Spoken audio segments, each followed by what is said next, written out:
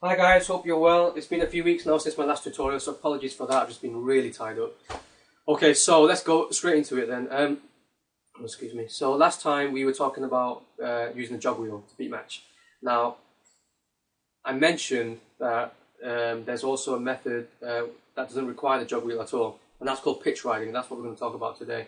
Pitch riding is basically using only the pitch control to actually do your beat match. You don't need to make the jog wheel adjustments.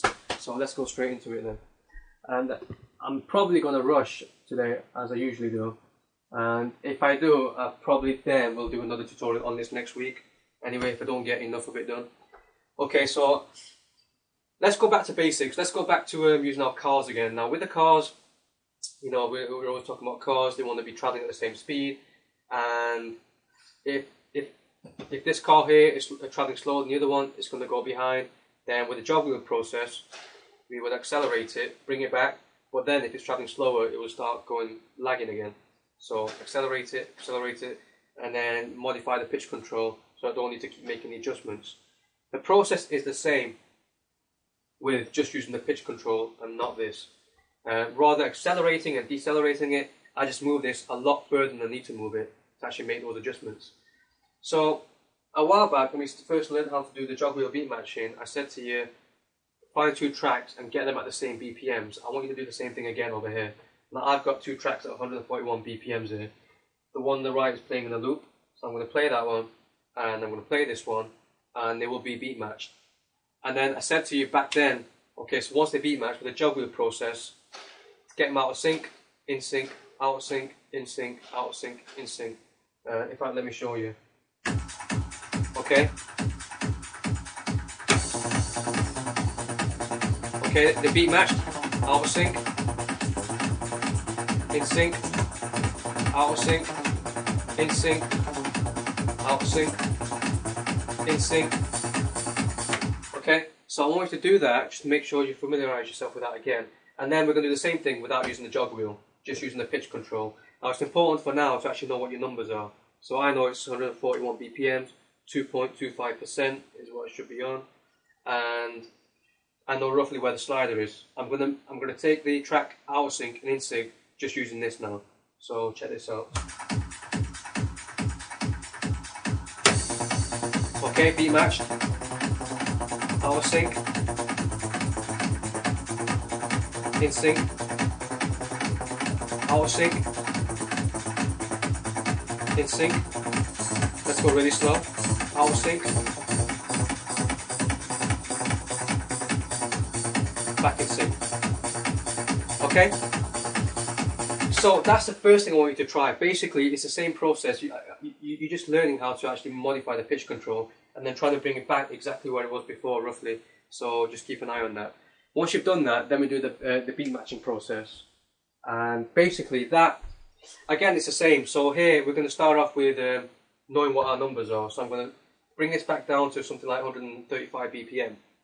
And so I know I need to actually increase the speed. Now with the old method, in fact, let's do it with the old method first. The old method will be to actually make your accelerations, and then, in fact, let's just do it. Ready?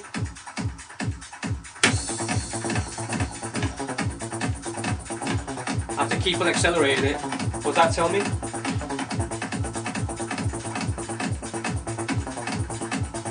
It means increase the speed here.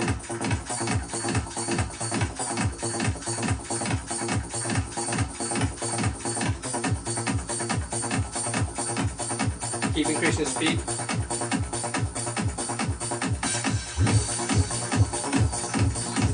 Too much? No? No, too much.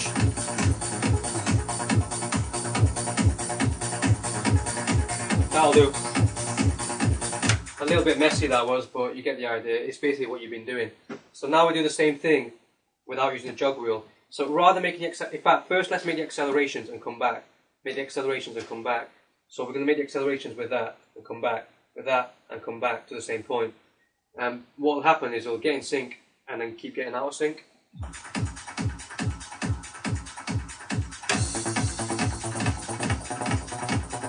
In sync, out of sync, in sync, out of sync, in sync, out of sync.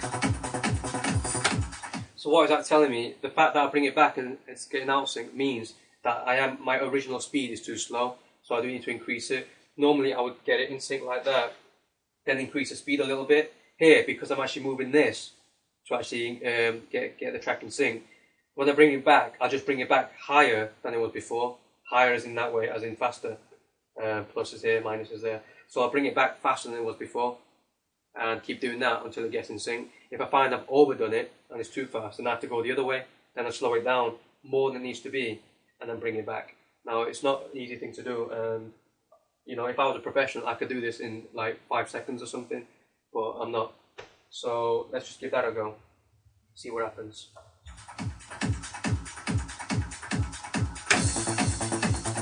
So out of sync, in sync, out of sync. I'm 137, in sync, 138. Still too slow. Bring it back. I went too far then.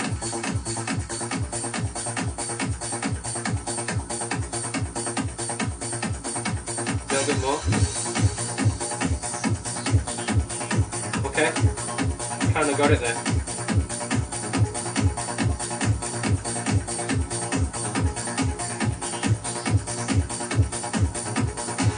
Okay, but you get the idea. Let's do it the other way. Let's make it too fast.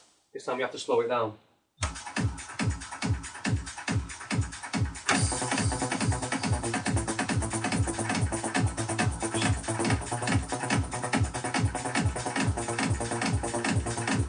Slow it down.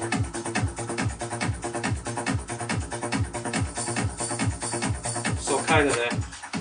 So practice that, and basically, because you know what you want to do, you know what your numbers are, practice it with those numbers. So I know that 141 is where I want to get to.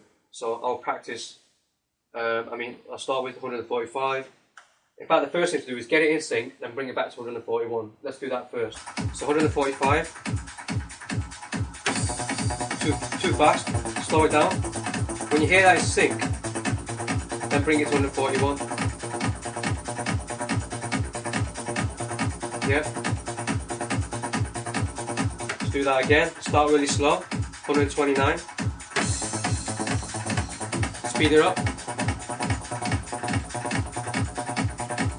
That's in sync, so bring it back to 141. Okay, so just mess around with that basically, and that is a process of pitch riding. We will actually conclude next week, and hopefully I'll be a bit better next week than I am currently. And then we'll just try and work out other ways of actually making it easier for us to do this, because it's not an easy process. I find it a lot easier using the jog wheel, but this does come in handy anyway, learning how to do it like that. And if you want to make slight adjustments to the track, if you're live playing both tracks and you find that you're actually slightly out, rather than making little adjustments there and messing around with the actual pitch of the song that people can hear, you know, it's better off actually for you to make little adjustments here instead, because you know what happens when you actually make jog wheel adjustments. You get, you know, you can hear the pitch go, and if there are vocals involved, you know, it's going to sound like it's not going to sound too professional. So it's better to actually make little adjustments here and let it correct itself, you know. So that's the pitch riding process basically. I know I've kind of rushed that, but I just wanted to actually explain what I meant by it. So I would practice that myself as well, because I really want to become good at that. Because once you've mastered that, I think the jog wheel beat matching will be a lot easier to do as well. So practice that. Next week, I will summarise just beat matching in general before we go on to doing transitions and that kind of stuff. So yeah, man, enjoy it. Catch you guys later now. Bye.